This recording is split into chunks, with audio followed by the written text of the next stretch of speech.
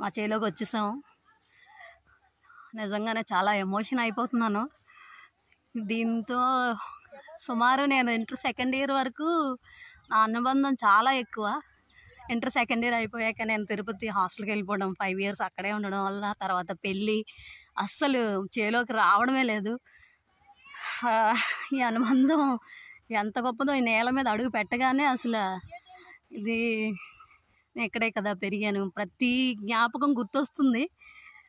నిజంగానే నాకు చాలా ఇష్టం చేలంటే. ఎందుకంటే మేము ఇంట్లో కన్నా చేలోనే ఎక్కువ ఉండేవాళ్ళం, చేలోనే ఎక్కువ స్పెండ్ చేసేవాళ్ళం అనమాట. ఇదంతా చిన్నప్పటి నుంచి తిరిగిన మా చేలు చూడండి.